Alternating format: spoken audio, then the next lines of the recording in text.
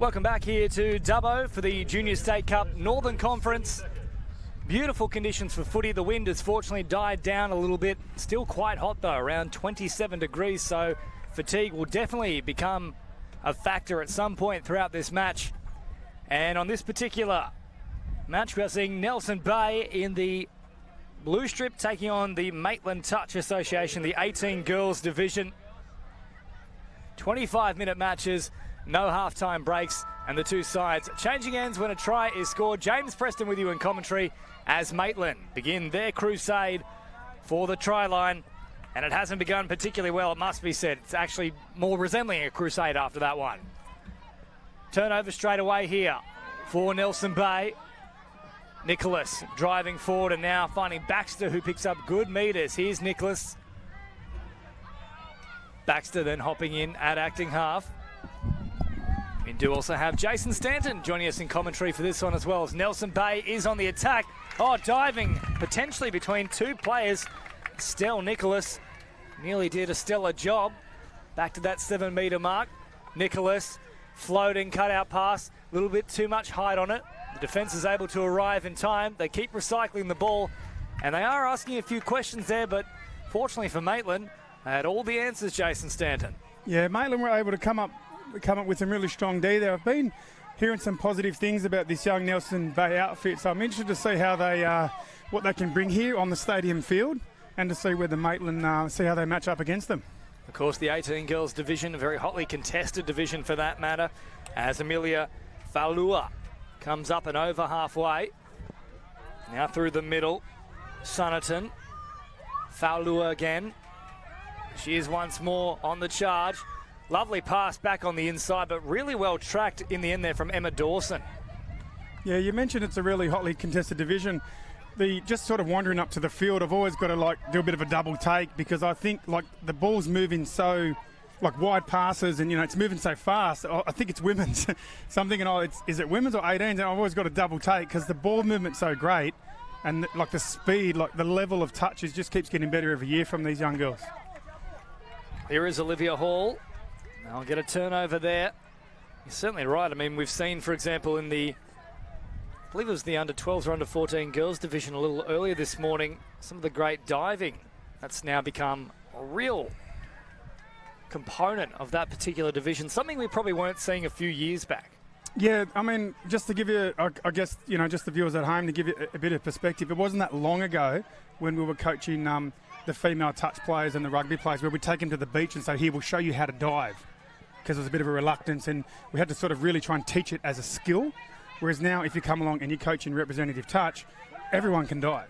And it's really sort of clear in my mind, because I was there when we didn't dive. So it's a really really exciting thing to see that sort of skill on show in the female game. Isabella Rawlins with that previous drive, and then heading to the sideline to allow those fresh troops onto the pitch. Last play now for Nelson Bay. Nice drives throughout the entire set. They're unable to launch a raid at the end of it, but a good spot to turn over possession as Maitland pick up good metres from the first run here. It's a very strong run for that matter, and followed up by Emmy Latta. And another penalty coming the way of Maitland as well, as Fortunato Clocker restarts things. Eckford. Yeah, so Maitland are moving through this midfield quite good. It's a bit of a fortunate penalty there. So now what they need coming into the lines, they've got to try and execute a really good play, a sweep or a wrap. Well, here they go, just getting the touch in time there on Imogen Egg. And Egg is forced back to that 7-metre line. They'll slow it down here through Sunnerton. A little bit of miscommunication on that particular play as Beckett picks it up.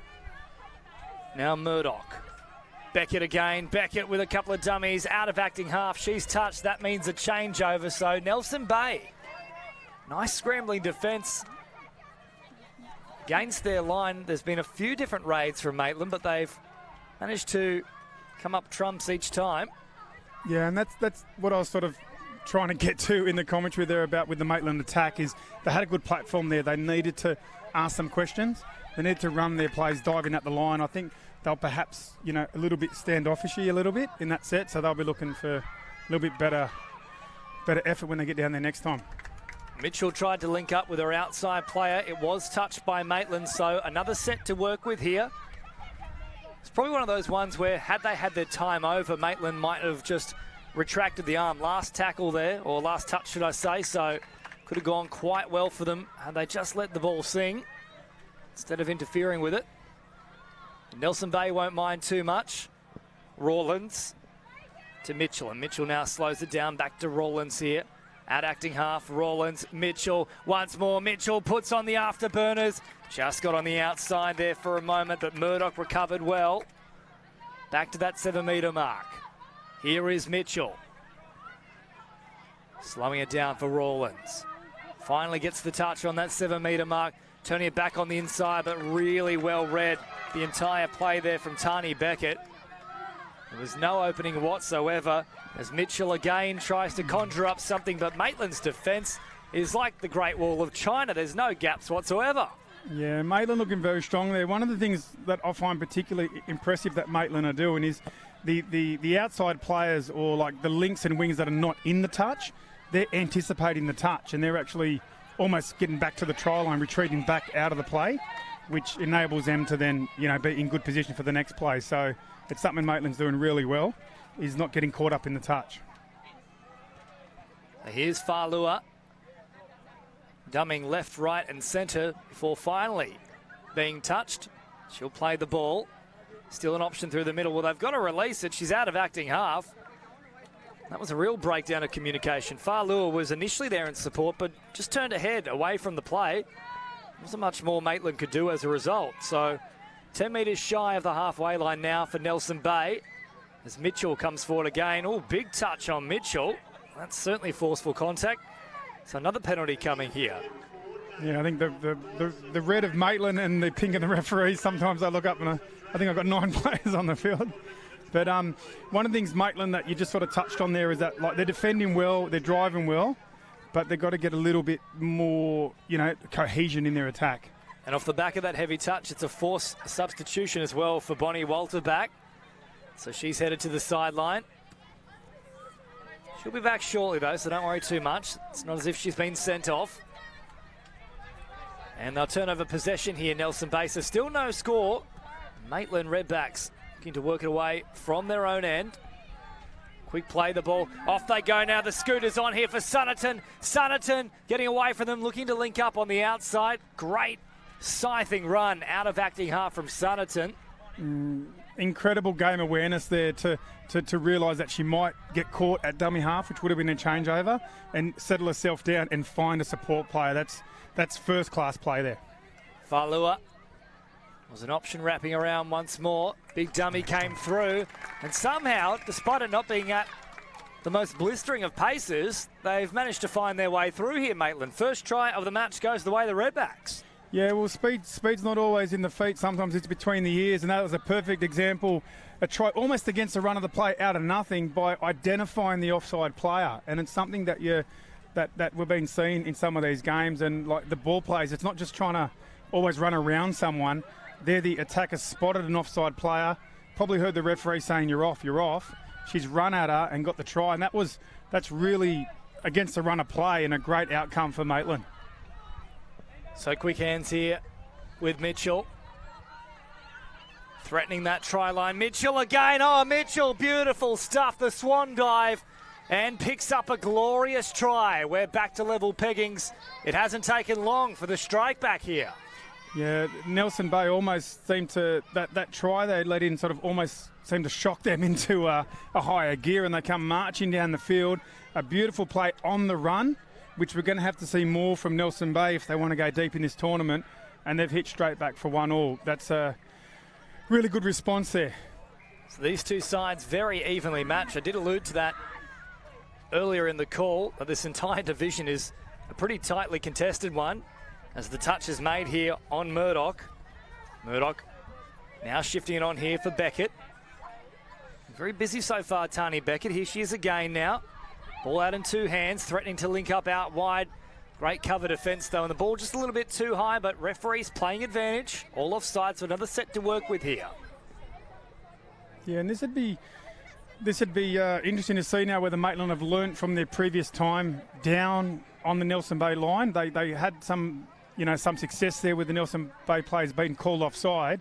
So this is where Maitland's got to really almost get outside the 7 and force the defence right up out like they're doing here, and then running at the offside player. That's where the best chance of getting some luck. Let's see if they can work it through Murdoch, who then supplies short there for Eckford.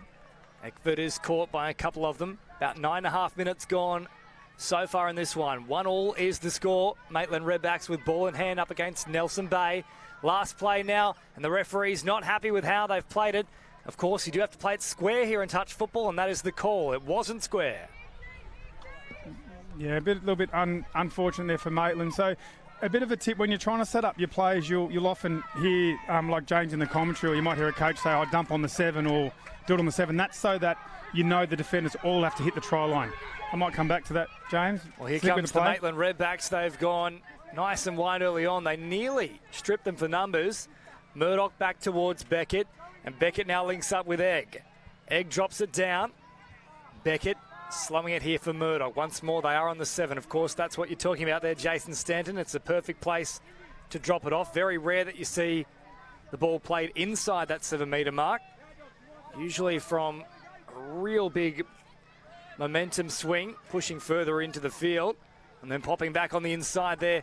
Not played up from Nelson Bay. But just back to your point there about that 7-metre mark and just how teams can utilise it for the ultimate attacking opportunity.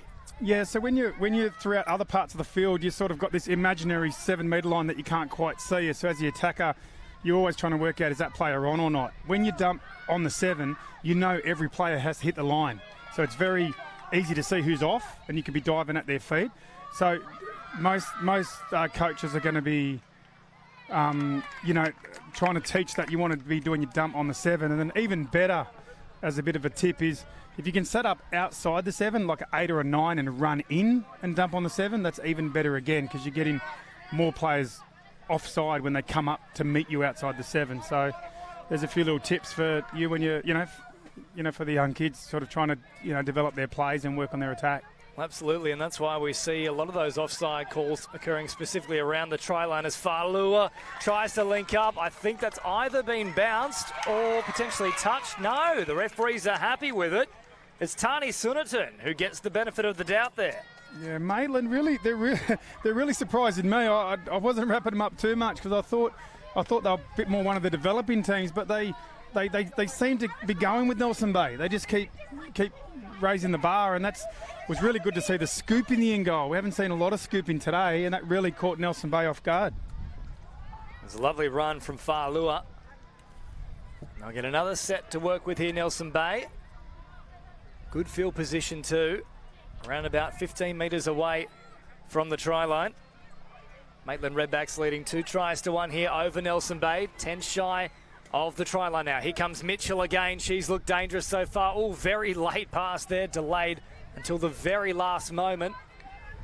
I'll go back to the 7-metre mark and play it. Mitchell flings it back towards the middle with O'Connor.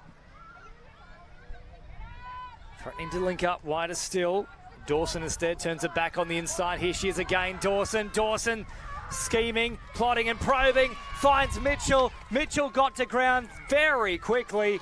And 2 tries apiece. We're all locked up once more. These two, once one scores, the other one says, well, hold your hats. I'm coming back for you. Absolute superb. And Dawson, I can't wrap her highly enough for that. She's scooped with speed, which is, a replica of their previous try. So they've worked out, hey, this is going to work. They've scooped through, but she's had enough composure and poise in the end goal under pressure to calm herself down and find the vacant support player. And that's really hard. You can't teach that. About 13 and a half gone. We're into the second stanza of this particular match. Of course, 25-minute matches, no halftime breaks, as Murdoch has it about 10 away from the try line. Midway through the count here for the Maitland Redbacks. Murdoch dies from distance. Oh, they've done a good job there to get down very quickly because Murdoch herself was very quick to grass. One final play here. They'll fling it out, still alive just for the moment. Eckford, I thought there might have been a touch pass. That's what you're calling for, Jason Stanton. And I think, yes, they have in fact picked it up here. Yeah, interesting thing you mentioned there, James, you mentioned 25 minutes with no half time. Often the half time's a good time in other formats of the game where you settle everyone down. You might say they're running this play, we're going to defend it this way, or this is the way they're defending, let's try this. And the coach can really have an influence on the outcome of the game. When it's 25 minutes straight, it's a little bit harder as a coach, and sometimes it can get away from you. So it's quite impressive that these teams are being able to hit back, and it's a bit like coaching on the fly.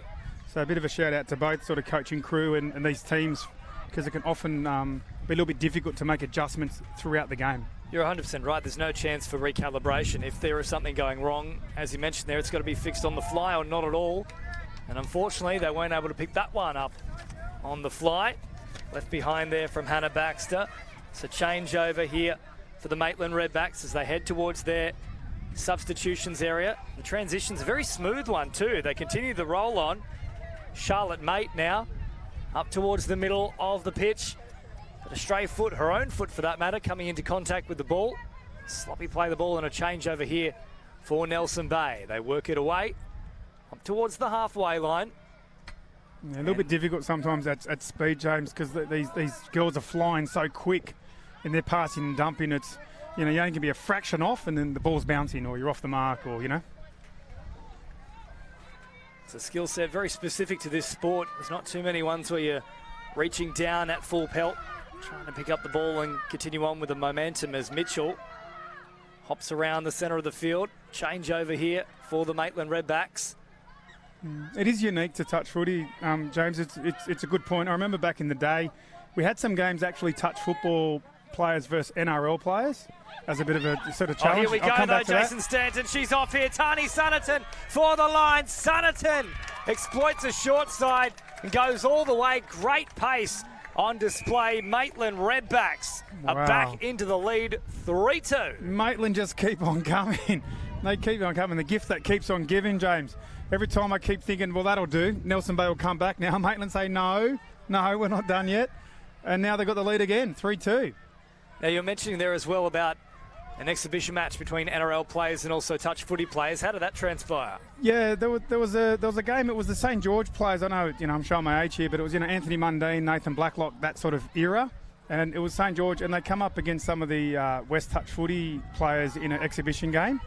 And what was interesting is the general aspects of touch football, driving up and down the field and hitting holes and all that. They were like level pegging or maybe better. But when it got to the dump and scoop and like the diving and like what we're seeing here from the girls, this lateral speed, and see how she's got under the defender, they weren't able to handle that because it's just such a different game.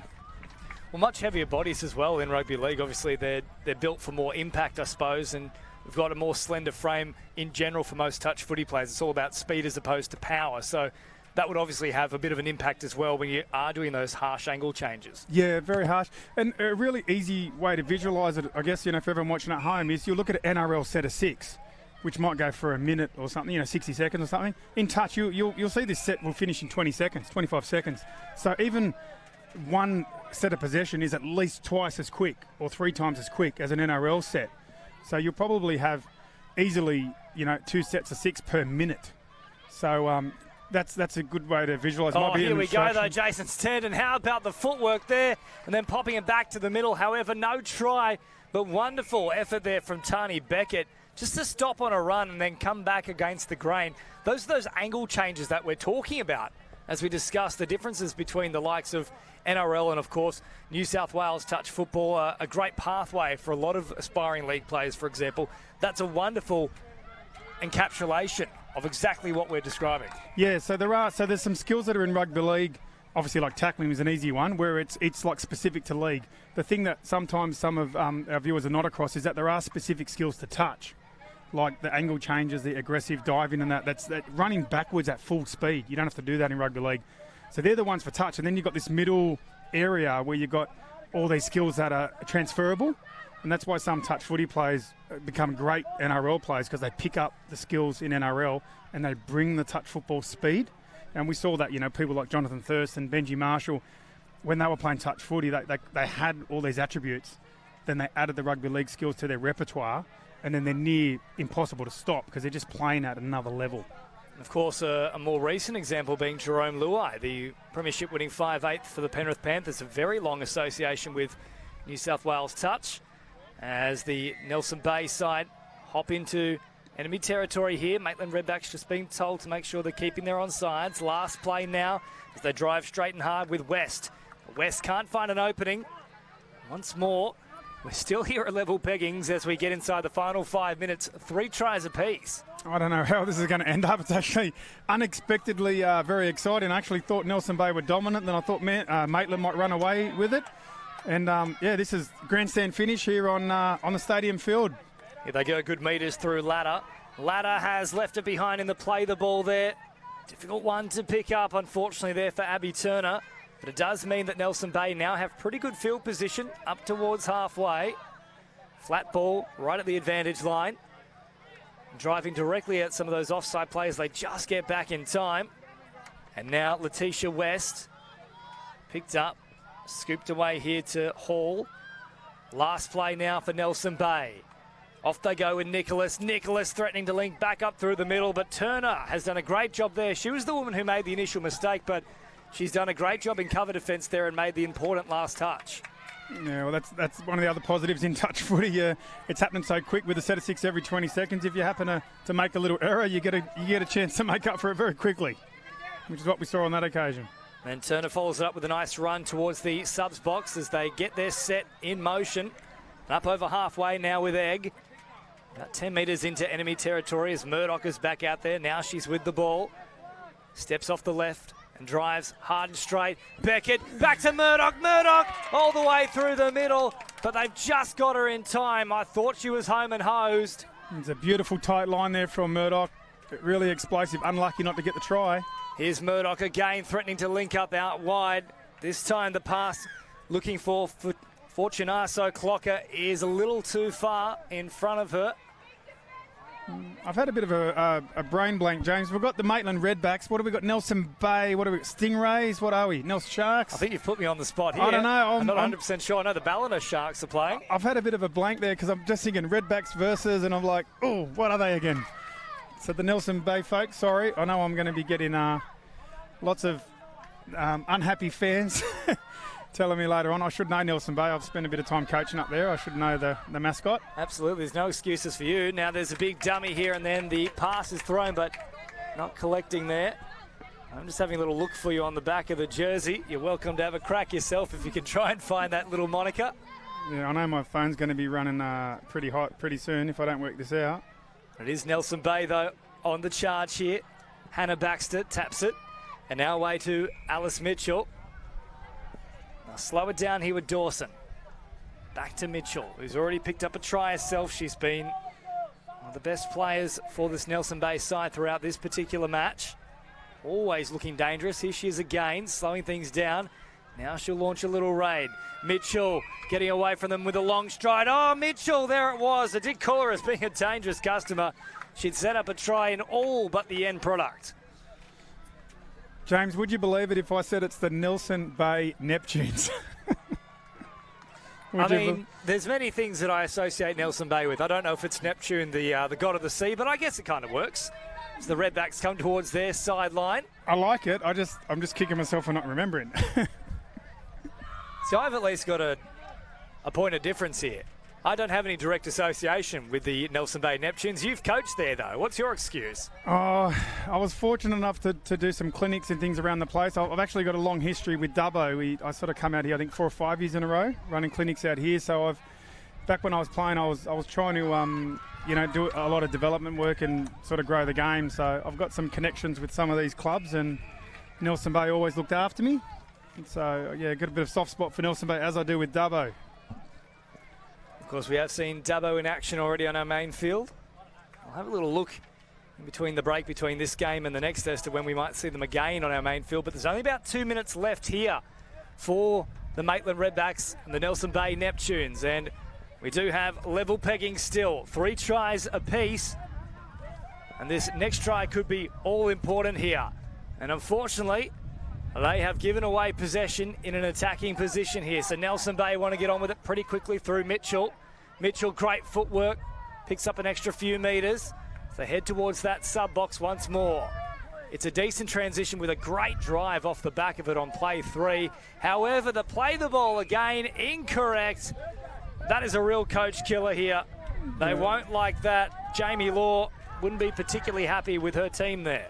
Yeah, a little bit unlucky there. You're going to stick your neck out. Who's going to win this one? I don't know. Can I go with the draw? I'm not sure who's going to get this one. It's just so hard to predict. Well, this could be the crucial set. It might be the last of the match. Nelson Bay may get a few plays thereafter, but we're inside roughly the last 30 seconds here. So the Redbacks, if they want to try and take this one out of the fire and claim the entire points on offer, they'll need to launch something pretty quickly here. Beckett with a couple of dummies. Oh, nearly unleashed Murdoch. They've given it away. So the last chance of the match should be here with Nelson Bay. There's the siren. Mitchell decides she needs to keep it alive.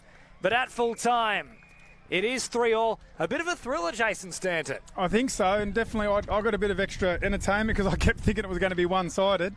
I don't mind being proven wrong, especially when we see that standard of touch from the girls. And I think both these teams have probably got a bit of growth in them in the next the next couple games, and I think both are a very good chance to be there come finals time.